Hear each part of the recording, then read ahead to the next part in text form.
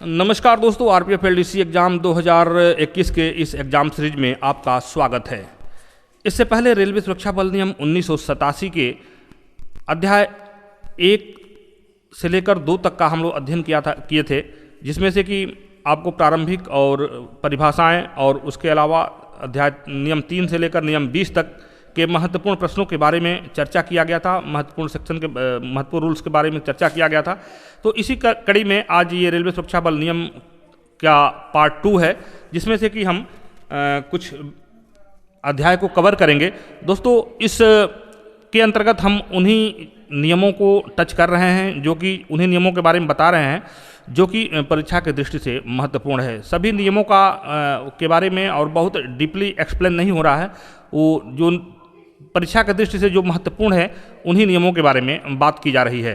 तो आप जो है उन चीज़ों को पढ़िए। अगर जो नियम इसमें महत्वपूर्ण है उसको हाईलाइटेड किया गया है या उसके बारे में अगर कुछ एक्सप्लेन भी मैं करूंगा, जहां तक मुझे जानकारी है उसको एक्सप्लेन करने की कोशिश करूंगा। तो इसको देखिए, ये वीडियो आपके लिए काफ़ी लाभान्वित होगा। और एक बार फिर कहना चाहते हैं कि रेलवे सुरक्षा बल नियम जो है ये हमारे एलडीसी एग्ज़ाम का बहुत ही महत्वपूर्ण पार्ट है, तो इस पर बहुत ध्यान देने की ज़रूरत है। तो बहुत समय न लेते हुए इस वीडियो को प्रारंभ करते हैं। इससे पहले मेरा आपसे अनुरोध है कि आप मेरे इस चैनल को सब्सक्राइब जरूर करें, क्योंकि मैं रोज़ नया नया प्रयोग कर रहा हूं। कुछ आपको जो भी मेरे तरफ से संभव हो पा रहा है, मैं उस चीज़ को देने की कोशिश कर रहा हूं। तो आप इसको सब्सक्राइब करें, कुछ नई नई चीज़ें आपको मिलेगी। मैं एक क्विज टाइप का भी वीडियो लेकर आने वाला हूं, जो कि आपके लिए काफ़ी सहयोगी साबित होगा। और इसके अलावा हमने 2000 प्रश्नों की एक श्रृंखला हमने तैयार किया हुआ है, जिसको कि बहुत जल्द ही मैं आपके सामने उसको दूंगा। ये प्रश्न कहीं आपको नहीं मिलेंगे, बिल्कुल नए हैं। और इन प्रश्नों को शॉर्ट किया गया है मेरे और मेरे टीम के द्वारा, जो कि आपके लिए काफ़ी महत्वपूर्ण होगा। और मुझे आशा है कि काफ़ी प्रश्न जो है आपके परीक्षा में होंगे, उससे कवर किए जाएंगे। तो दोस्तों, शुरू करते हैं आज का ये वीडियो। तो हमने पिछले पढ़ा था अध्याय 1 अध्याय 2 के बारे में। आज हम पढ़ेंगे अध्याय 3 के बारे में। अध्याय 3 है निर्देश व नियंत्रण। तो निर्देश व नियंत्रण, ये नियम 21 से लेकर और नियम 24 तक के बारे में इसका उल्लेख दिया गया है। तो इसमें सबसे पहले देखते हैं नियम 21 क्या है। नियम 21 है बल का अधीक्षण। तो इसमें दे रहा है बल का अधीक्षण केंद्रीय सरकार में निहित होगा। तो ये संघ का, ये आरपीएफ जो है ये संघ का एक सशस्त्र बल के रूप में कार्यरत है। तो इसका अधीक्षण केंद्रीय सरकार में ही निहित होता है। तो ये प्रश्न आता है कि बल का अधीक्षण किस में निहित है। तो आपको बस इतना ही याद रखना है, बल का अधीक्षण केंद्रीय सरकार में निहित है। अगला है नियम 22। नियम 22 है संघ स्तर पर समादेशन, देखभाल व पर्यवेक्षण आदि। तो इसमें दे रहा है कि मतलब कि जो केंद्र स्तर पे है, संघ स्तर पे है, बल का समादेशन, देखभाल और पर्यवेक्षण किसके द्वारा किया जाएगा। तो देखिए, इसमें पॉइंट दिया हुआ है। नियम 21 का पॉइंट, नियम 22 का पॉइंट 1 दिया हुआ है। नियम 21 के उपबंधों के अधीन रहते हुए संघ स्तर पर बल का समादेशन, पर्यवेक्षण और प्रशासन महानिदेशक में निहित होगा, जो अधिनियम के इन नियमों के उपबंधों के अनुसार बल के दक्ष कार्यकरण और प्रबंधन के लिए उत्तरदायी होगा। कहने का मतलब यह है कि ये जो बल है, इसका संचालन है, इसका जो प्रशासन है, इसका जो है पर्यवेक्षण महानिदेशक के अंतर्गत होगा। महानिदेशक जो है इसका पर्यवेक्षण करेंगे और इस बल को और दक्ष बनाने के लिए और कुशल बनाने के लिए प्रबंध करेंगे, और इनके संबंध में जो भी कार्य होंगे उनके उत्तरदायी जो है महानिदेशक यानी कि डीजी महोदय होंगे। तो अगला इसमें स्लाइड की तरफ चलते हैं। अगला स्लाइड दे रहा है कि नियम 23 कह रहा है कि क्षेत्रीय रेल पर कमांड और देखभाल। तो ये कह रहा है कि क्षेत्रीय रेल यानी कि जो हमारा जोनल रेलवे है उस पर कमांड और देखभाल। ये तो संघ स्तर की बात हमने 21 और 22 में हमने किया, संघ स्तर की बात। अब 23 में बात है कि क्षेत्रीय रेल पर कमांड और देखभाल के बारे में बताया गया है। तो इसमें दे रहा है कि महाप्रबंधक के पर्यवेक्षण में क्षेत्रीय रेल पर कमांड प्रधान मुख्य सुरक्षा आयुक्त के द्वारा किया जाएगा। यानी कि महाप्रबंधक के, यानी कि जीएम के जो क्षेत्रीय स्तर पे है, जो जोनल स्तर पे है, तो महाप्रबंधक के पर्यवेक्षण में प्रधान मुख्य सुरक्षा आयुक्त के द्वारा जो है बल का कमांड किया जाएगा। अगला नियम है नियम 24 है समादेशन व कमांड। तो समादेशन व कमांडेंट जो है नियम 24 में, कमांड जो है नियम 24 में दिया गया है। इसको आप देख लीजिएगा, बहुत ही महत्वपूर्ण है ये भी जो है। अगले नियम के चलते हैं नियम 25। नियम 25 कह रहा है कि वरिष्ठ अधिकारियों की साधारण शक्तियां और उत्तरदायित्व। तो इसमें बहुत सारा कई सारे पॉइंट हैं जिनको बहुत आपको अगर इसके बारे में बताया जाए तो बहुत ज़्यादा समय लग जाएगा। क्योंकि परीक्षा के दृष्टिकोण से हम लोग ये तैयारी कर रहे हैं तो इसके बारे में बाद में कभी चर्चा होगी। मैं फिर रेल नियम के बारे में डीपली वीडियो बनाऊंगा, पहले ये परीक्षा निकल जाए। तो इसमें आपको बस यही रखना है कि नियम 25 में जो है वरिष्ठ अधिकारियों गण की साधारण शक्तियां और उत्तरदायित्व के बारे में बताया गया है। अब चाहते हैं अगला नियम है नियम 27, यानी कि नियम रूल 27। रूल 27 में कह रहा है कि महानिदेशक की प्रशासनिक शक्तियां। अब यहाँ डीजी महोदय की प्रशासनिक जो इनका एडमिनिस्ट्रेशन पावर है उसके बारे में बता रहा है। तो इसमें देखिए बहुत अंदर तक जाने की जरूरत नहीं। इसमें देखिए 27.1 को ये हाईलाइटेड है, देखिए स्लाइड में, इसको देख लीजिएगा। महानिदेशक की साधारण शक्तियां कौन कौन सी हैं, और 27.2 में दे रहा है कि विभागीय समितियों को गठन करने की शक्तियां। तो ये 27.2 में दिया है कि विभागीय समितियों को गठन करने की शक्ति जो है महानिदेशक को प्राप्त है। इसमें देख लीजिए कुछ महत्वपूर्ण जहां पर लिखा हुआ है, जहां पर उसका मतलब कि वो चीज़ परीक्षा के दृष्टिकोण से महत्वपूर्ण है। अगला देखते हैं, नियम 28, नियम 21 के बारे में दे रहा है निर्देश देने की महानिदेशक की शक्तियां। यानी कि इन्हीं शक्तियों का प्रयोग करके महानिदेशक महोदय डायरेक्टिव जारी करते हैं कि जो भी रेलवे सुरक्षा बल में डायरेक्टिव, अभी देखिए पिछले समय जो है काफ़ी डायरेक्टिव के बारे में डायरेक्टिव में चेंज हुआ, काफ़ी कई सारे नए डायरेक्टिव भी जारी हुए। तो ये किस नियम के ये शक्तियाँ जो है महानिदेशक को प्राप्त है, तो ये नियम 28 के अंतर्गत ये निर्देश देने की शक्तियाँ प्राप्त है। तो ये डायरेक्टिव भी देख लीजिएगा। डायरेक्टिव का हिंदी वर्जन भी मैं आपके सामने 2-4 दिन में बताऊंगा। इसको एक एक करके पहले ये रूल को मैं समाप्त कर लूँ, उसके बाद से फिर मैं कुछ महत्वपूर्ण प्रश्नों को और डायरेक्टिव को, जो स्टैंडिंग आर्डर्स हैं और सारे जो कुछ नई चीज़ें घटित हुई हैं पिछले दिनों रेलवे सुरक्षा बल में, जो कि करंट के रूप में आपके एग्जाम में आना संभावित है, उसके बारे में भी चर्चा करेंगे। तो अगले स्लाइड की तरफ चलते हैं। नियम 28 देख लीजिएगा। नियम 28 काफ़ी महत्वपूर्ण है। इसमें निर्देश देने की शक्तियाँ हैं। इसका मतलब होता है कि जो डायरेक्टिव वगैरह जो निकलता है ये इन्हीं शक्तियों का प्रयोग करके महानिदेशक के द्वारा निकाला जाती है। अगला है नियम 30। नियम 30 है मजिस्ट्रेट की प्रशासनिक शक्तियाँ। तो मजिस्ट्रेट की प्रशासनिक शक्तियों में आप देख लीजिए लिखा हुआ है, महत्वपूर्ण है ये, सहायक महानिदेशक, सीनियर कमांडेंट या कमांडेंट जिन्होंने 7 वर्ष की सेवा पूर्ण कर ली हो, उन्हें केंद्रीय सरकार के द्वारा मजिस्ट्रेट की शक्तियाँ प्राप्त हैं। तो जैसा कि आपको मालूम है कि हमारे बल में जो है वरिष्ठ अधिकारियों को जो है मजिस्ट्रेट की शक्तियाँ प्राप्त हैं, मजिस्ट्रेट का पावर उनको प्राप्त है। लेकिन उसमें क्या कंडीशन है इसमें देख लीजिए, बहुत इसके बारे में आप डीपली बाद में देखिएगा। इसका मतलब यही याद रखिए कि सहायक महानिदेशक, सीनियर कमांडेंट या कमांडेंट जिन्होंने 7 वर्ष की सेवा पूर्ण कर ली हैं, यानी जिन्होंने 7 वर्ष की सेवा पूर्ण कर ली हो, उनको केंद्रीय सरकार के द्वारा मजिस्ट्रेट की शक्तियां प्रदान की जा सकती है। प्रश्न में ये प्रश्न बन सकता है, इसको आप देख लीजिएगा। चलते हैं अगले नियम पर। अगला नियम है नियम 35, यानी कि नियम 35। नियम 35 का रहा है कि क्षेत्रीय रेलों में प्रधान मुख्य सुरक्षा आयुक्त की शक्तियां और उत्तरदायित्व। आपको बस इतना ही याद रखना है कि नियम 35 में दिया हुआ है कि जोनल रेलवे में प्रधान मुख्य सुरक्षा आयुक्त की शक्तियां और उनके उत्तरदायित्व क्या क्या हैं। अगला है नियम 36, यानी कि नियम 36। नियम 36 का रहा है क्षेत्रीय रेलों में मुख्य सुरक्षा आयुक्त की शक्तियां और उत्तरदायित्व। तो इसको देख लीजिए, 36 है। आपको बता दें कि अभी जो नया निर्देश प्राप्त हुआ है उसमें अभी मुख्य सुरक्षा आयुक्त के नाम की जगह पे प्रधान मुख्य सुरक्षा आयुक्त जो है, जो कि क्षेत्रीय स्तर पे जो है बल का प्रतिनिधित्व करते हैं, प्रधान मुख्य सुरक्षा आयुक्त है। और जो नियम 35 देखिए, नियम 35 से क्षेत्रीय रेलों में प्रधान मुख्य सुरक्षा आयुक्त की शक्तियां और उत्तरदायित्व। तो जब भी जो मुख्य सुरक्षा आयुक्त पहले हम लोग पढ़ते थे उसको अभी प्रधान मुख्य सुरक्षा आयुक्त कर दिया गया है, तो प्रधान मुख्य सुरक्षा आयुक्त ही समझा जाए। तो नियम 35 में दिया है कि क्षेत्रीय रेलों में प्रधान मुख्य सुरक्षा आयुक्त की शक्तियां और उत्तरदायित्व। अब नियम 36 की तरफ चलते हैं। नियम 36 दे रहा है, नियम 36 क्षेत्रीय रेलों में मुख्य सुरक्षा आयुक्त की शक्तियां और उत्तरदायित्व। तो इसको देख लीजिएगा, ये बहुत ही महत्वपूर्ण है। और प्रधान मुख्य सुरक्षा आयुक्त जो है और उसके बाद से मुख्य सुरक्षा आयुक्त, इसके बारे में हमने पिछले आपको बताया है शुरू में ही इसके बारे में, तो आप उसको देख लीजिएगा। अब इसमें देखिए हाईलाइटेड पॉइंट है 36.3 का सब क्लॉज 2 क्या कर रहा है, PQ यानी कि पार्लियामेंट क्वेश्चन का उत्तर देने के लिए उत्तरदायी होंगे। 36 में दिया हुआ है कि मुख्य सुरक्षा आयुक्त जो महोदय हैं, यानी IG महोदय जो हैं, उनकी कौन कौन सी शक्तियाँ और उत्तरदायित्व हैं। तो उसमें 36.3 के क्लॉज 2 में दिया गया है कि पार्लियामेंट क्वेश्चन का उत्तर देने के लिए उत्तरदायी होंगे।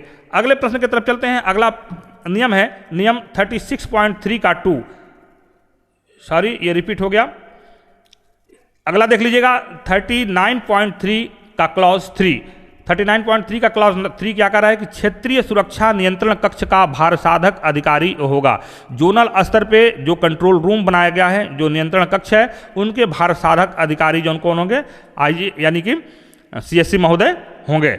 अगला नियम है नियम 39। नियम 39 कह रहा है कि मंडल सुरक्षा आयुक्त की शक्तियां और उत्तरदायित्व। आपको इतना ही ध्यान रखना है कि नियम 39 में जो है मंडल सुरक्षा आयुक्त की शक्तियां और उनके उत्तरदायित्व के बारे में बताया गया है। अगले चलते हैं। अगला नियम है नियम 41, मोस्ट इंपॉर्टेंट है। नियम 41 जो है आपको जानकारी भी रखना चाहिए, और इसमें जो मेन चीज़ें हैं इनको स्लाइड में देखिए हाईलाइटेड किया गया है, इसको आप जरूर देख लीजिएगा।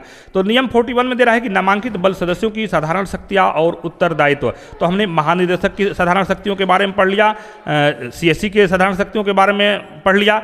अब जो है मंडल सुरक्षा आयुक्त की साधारण शक्तियां और उनके उत्तरदायित्व के बारे में पढ़ लिया। अब नामांकित बल सदस्यों की साधारण शक्तियां और उत्तरदायित्व। तो नियम 41 में दिया गया है कि बल सदस्यों की साधारण शक्तियां और उत्तरदायित्व कौन कौन से होंगे। तो 41.1 में दे रहा है कि नामांकित बल सदस्यों के प्राथमिक कृत्य कौन कौन से होंगे, उसके बारे में दिया गया है 41.1 में। 41.2 में दिया गया है अन्य कृत्य, नामांकित बल सदस्यों के अन्य कृत्य। अगले में दिया है 41.2 के क्लॉज 7 में दिया है सीआरपीसी की धारा 39.1 में बताए गए सूचना जो रेल से संबंधित हो उसकी सूचना देना। तो इसको देख लीजिएगा, ये बहुत महत्वपूर्ण है। और नेक्स्ट है 41.2 का क्लॉज 11 कह रहा है कि रेलवे एक्ट की कार्यवाही करना। जो रेलवे एक्ट की कार्यवाही हम लोग करते हैं, ये किसके द्वारा करते हैं, यही 41 के साधारण शक्ति और उत्तरदायित्व हमको प्राप्त है, उन्हीं के अधीन हम ये काम करते हैं। अगले चलते हैं। अगला है नियम 42। नियम 42 है बल की तैनाती पर प्रतिबंध। बहुत ही इंपॉर्टेंट क्वेश्चन है, बार बार रिपीट हुआ है प्रश्नों में, तो इसको आप देख लीजिएगा। नियम 42 जो है बल के तैनाती पर प्रतिबंध काफी महत्वपूर्ण है। और अगले स्लाइड पे चलते हैं। जो महत्वपूर्ण नियम है नियम 43। इस स्लाइड के अंतर्गत या इस वीडियो में जो जिन प्रश्नों को हाईलाइटेड किया गया है उसको विशेष आप देख लीजिएगा, ये परीक्षा के दृष्टिकोण से काफ़ी महत्वपूर्ण है।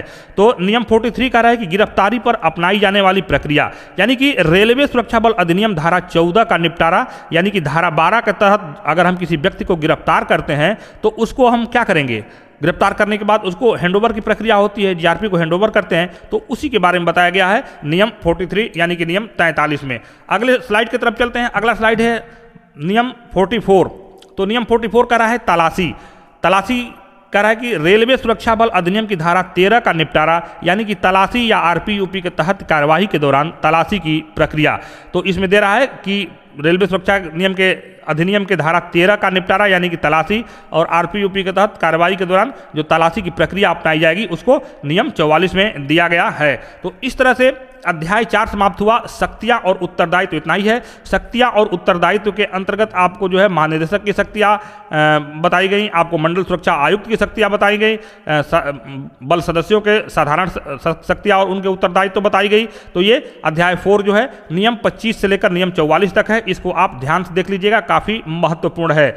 अगले चलते हैं अगले अध्याय पर। अध्याय 5 का प्रारंभ हो रहा है। ये अध्याय 5 है भर्ती प्रशिक्षण और व्यवसाय योजना। तो भर्ती प्रशिक्षण यानी नाम से ही मतलब है, आपको समझ में आ रहा होगा कि किस तरह से बल सदस्यों की भर्ती की जाएगी, उनको प्रशिक्षण किस तरह दिया जाएगा, किस प्रकार की व्यवसाय योजना बनाई जाएगी। उस नियम 45 से लेकर नियम 77 तक में इसका उल्लेख है। तो शुरू करते हैं, इसके महत्वपूर्ण नियम कौन कौन से हैं। नियम 49 में दिया गया है भर्ती की प्रक्रिया। ध्यान दीजिएगा, फिर एक बार रिपीट कर रहे हैं। नियम 49 है भर्ती की प्रक्रिया। जो बल में जिन लोगों को भर्ती किया जाएगा उस भर्ती की का प्रोसेस क्या होगा, उसकी प्रक्रिया क्या होगी। तो 49.1 में दे रहा है कि उप निरीक्षक भर्ती बोर्ड। तो आपको बता दें कि सीधी भर्ती उप निरीक्षक और कांस्टेबल की ही होती है। तो इसमें दिया गया है, ये दोनों पॉइंट जो है मेरे समझ से काफ़ी महत्वपूर्ण है, इसलिए हमने इनको हाईलाइटेड किया हुआ है। आप स्लाइड में इसको देखिए। पहला है 49.1 का रहा है कि उप निरीक्षक भर्ती बोर्ड। अगर उप निरीक्षक की सीधी भर्ती होती है तो उसमें बोर्ड में कौन कौन रहेंगे। तो इसमें दे रहा है कि एक सीएससी डीजी के कार्यालय का प्रशिक्षण प्रभारी अधिकारी और एक समाजशास्त्री व एक मनोवैज्ञानिक होंगे। उप निरीक्षक भर्ती बोर्ड में ये होंगे। तो ये प्रश्न बन सकता है, तो इसको आप देख लीजिएगा।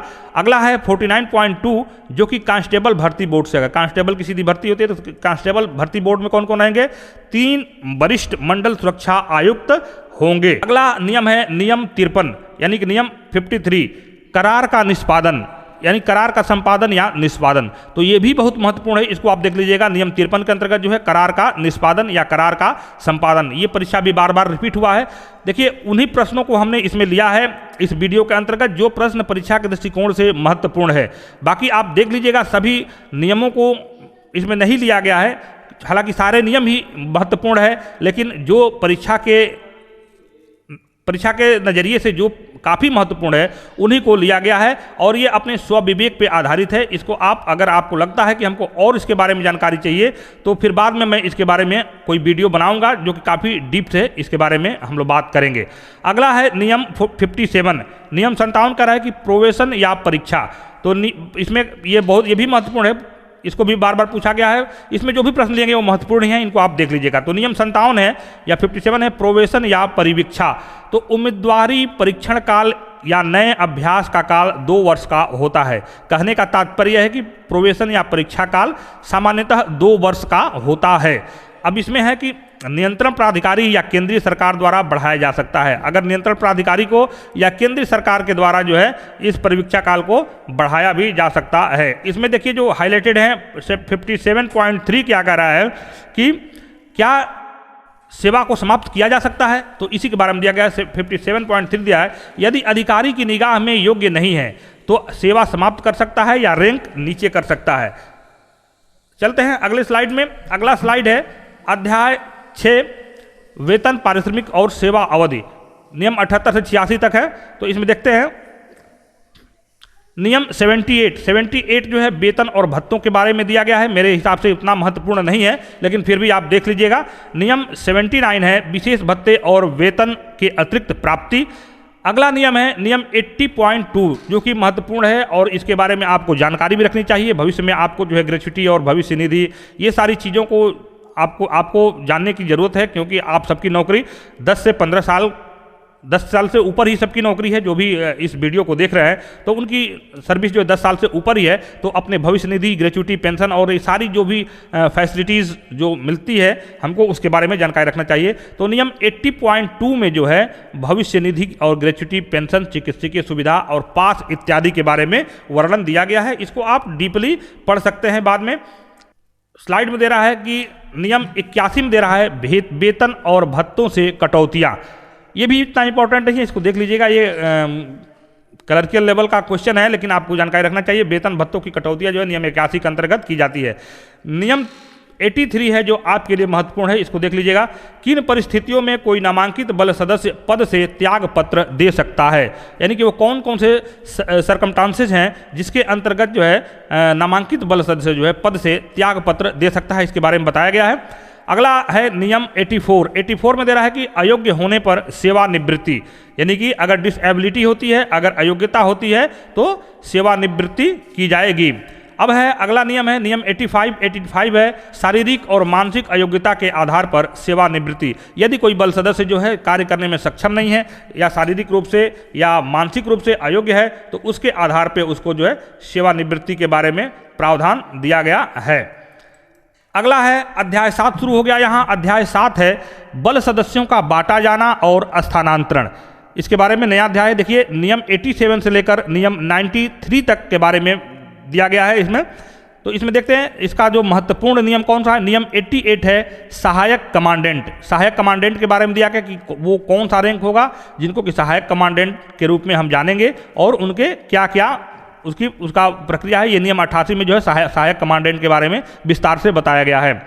अगला है नियम 89 हमारे लिए महत्वपूर्ण इसलिए है कि हम लोग नामांकित बल सदस्य हैं और हमारे परीक्षा की दृष्टि से ये प्रश्न महत्वपूर्ण बन सकता है। इसको देख लीजिएगा, इसको हाईलाइटेड भी है इसमें। देखिए नियम 89 नामांकित बल सदस्य। तो इसमें देख रहा है 89.1 में दे रहा है उप निरीक्षक और 89.2 में दे रहा है कांस्टेबल। जैसा कि आप लोग जानते हैं कि आईपीएफ से लेकर कांस्टेबल से लेकर और आईपीएफ तक जो है नामांकित बल सदस्य होते हैं, तो इसमें 2 ही रैंक ऐसे हैं जो कि साधारण, जो कि बिल्कुल सीधी भर्ती से जिनको कि लाया जाता है। तो इसमें उप निरीक्षक का 89.1 में उप निरीक्षक के बारे में दिया है और 89.2 में कांस्टेबल के बारे में दिया गया है। अगला है नियम 91 अंतर क्षेत्रीय स्थानांतरण, यानी कि स्थानांतरण के ट्रांसफर के बारे में दिया गया है। तो इसमें देखिए नियम 90 तो साधारण है, नियम 91 है अंतर क्षेत्रीय, यानी कि इंटर रेलवे ट्रांसफर जिसको हम लोग कहते हैं अंतर क्षेत्रीय स्थानांतरण। तो इसमें भी 2 पॉइंट है। देखिए 91.1 में दिया है बल के वरिष्ठ अधिकारी, इनका अंतर क्षेत्रीय स्थानांतरण के बारे में दिया गया है, और 91.2 में दिया है नामांकित बल सदस्यों के अंतर क्षेत्रीय स्थानांतरण के बारे में दिया गया है। अगले की तरफ चलते हैं 92 यानी कि नियम 92 है समय समय पर स्थानांतरण, यानी कि जो टाइम टू टाइम जो ट्रांसफर होते हैं उसके बारे में ये नियम 92 में दिया गया है। अगला नियम है नियम 93 जो आपके लिए महत्वपूर्ण है, इसको देख लीजिएगा, हाईलाइटेड भी इसमें दिखा रहा है। समय समय पर स्थानांतरणों के लिए साधारण सिद्धांत, ये प्रश्न पूछे गए हैं पिछले 3-4 पेपर में, जो पिछले समय जो पेपर हुए हैं 15 साल 20 साल के अंदर में, उनमें ये प्रश्न पूछे गए हैं। तो इसको आप देख लीजिएगा, नियम 93 में है समय समय पर स्थानांतरणों के लिए साधारण सिद्धांत। अगला है इसमें 93.2 का रहा है कि वातावरण व दुर्गम इलाकों में 2 वर्ष तक ही तैनाती की जाएगी। ये 93.2 में 93.2 में रहा है कि वातावरण व दुर्गम इलाकों में 2 वर्ष तक की ही तैनाती की जाएगी। तो दोस्तों इस तरह से आज का ये वीडियो यहीं पे समाप्त हुआ, और हमने इसमें 4-5 अध्याय को हमने कवर किया है। धीरे धीरे हम रेलवे नियम के जो महत्वपूर्ण अध्याय है, जो कि अध्याय 12 वगैरह है, जो कि काफ़ी महत्वपूर्ण है, तो उनके बारे में थोड़ा और डिटेल से बात करेंगे। ये जो इसमें महत्वपूर्ण प्रश्न है उन्हीं प्रश्नों को दिया गया है, और जब ये नियम समाप्त हो जा रहे हैं, नियम का ये जब ये 2-3 वीडियो और लगेंगे इसमें, जो ये नियम समाप्त हो जाएंगे, जब नियम समाप्त हो जाएंगे तो इसके बारे में हम कम से कम 100 या 200 प्रश्नों के महत्वपूर्ण प्रश्नों को हम स्टार्ट करेंगे, बनाएंगे और बना के आपके लिए प्रस्तुत करेंगे पिछले प्रश्नों को देखते हुए। और जो कि हमको आशा है कि उन्हीं प्रश्नों में से आपको जो है इस नियम के अंतर्गत जो भी प्रश्न पूछे जाएंगे उसमें जो है आपके परीक्षा में आएंगे। इस पर मैं मेहनत करूंगा। कुछ क्वेश्चन हमारे के द्वारा स्टार्ट किए गए हैं और उस पर काम चल रहा है। तो जैसे ही ये अध्याय समाप्त हो जाता है, लेक्चर जब ये समाप्त होता है ये आरपीएफ नियम का, उसके बाद से हम जो है महत्वपूर्ण प्रश्नों की तरफ चलेंगे सारे विषयों को लेकर, और बीच बीच में मैं आरपीएफ नियम के से संबंधित कुछ महत्वपूर्ण प्रश्नों को लेकर 1-2 दिन में आपको बताऊंगा। जो भी अध्याय कवर कर दिए गए हैं उनके बारे में जो है कुछ महत्वपूर्ण जो भी प्रश्न होंगे उसके बारे में हम आपसे बात करेंगे। दोस्तों ये वीडियो बनाने का मकसद है केवल आपको अधिक से अधिक लाभ पहुंचाना, या आप अधिक से अधिक जानकारी आप तक शेयर की जा सके और हमारी तैयारी भी पुख्ता हो सके। तो दोस्तों अगर किसी प्रकार का अगर कमी होती है वीडियो में तो इसको आप ज़रूर कमेंट करें, ज़रूर हमें बताएं, क्योंकि ये चैनल आपका है। ये चैनल में कोई ईगो हर्ट वाली बात नहीं है कि ये चैनल ये आपको पढ़ाने के उद्देश्य से नहीं बताया गया है, आपसे एक संपर्क स्थापित करने के लिए चैनल बनाया गया है। आप जो है ज़रूर बताएं, अपने कमेंट करें और दिल खोल कर इस चैनल को सब्सक्राइब करें, ताकि ये अधिक से अधिक लोगों तक पहुंचे। और अगर कहीं से कुछ कमी होती है तो उस चीज़ को हमें ज़रूर बताएं ताकि उसमें सुधार किया जाए। और अगर आप बताते हैं तो आपका नाम भी मैं फ्लैश करूंगा इस वीडियो के माध्यम से, ताकि आप जो है आपका इस तरह के जो है कमेंट आए हैं या इस तरह के जो है सुधार के बारे में आपने बताया है। तो दोस्तों आज की वीडियो बस यहीं तक, फिर अगले वीडियो में मिलते हैं। रेलवे सुरक्षा बल नियम 1987 के महत्वपूर्ण अध्याय को कवर किया जाएगा जिसमें, और आपकी उज्जवल भविष्य के लिए मेरी तरफ से बहुत बहुत शुभकामनाएं। और आप अपने इस समय को यूज कीजिए और गुड वे में अपने समय को आप लगाइए, और अच्छे से आप जितना भी नॉलेज ले सकें। ये कोई ज़रूरी नहीं है कि परीक्षा के लिए ही आपका ये नॉलेज है, ये कुछ नॉलेज जो है आपको जीवन पर्यंत, यानी नौकरी भी लंबा करना है तो इसके बारे में आपको जानकारी रखना बहुत ही ज़रूरी है। और मेरा उद्देश्य पढ़ाने का यही है कि मैं खुद कुछ आपसे सीखूं और आपको कुछ बता सकूं जो मैंने सीखा हुआ है। तो आप जो है इन सब चीज़ों को ध्यान दीजिए, और हमारे वीडियो को मैं पुनः आपसे रिक्वेस्ट करता हूं अधिक से अधिक शेयर सब्सक्राइब करें, और जो है अधिक से अधिक लोगों को ये चीज़ शेयर करें। तो जय हिंद दोस्तों, मिलते हैं अगले वीडियो में।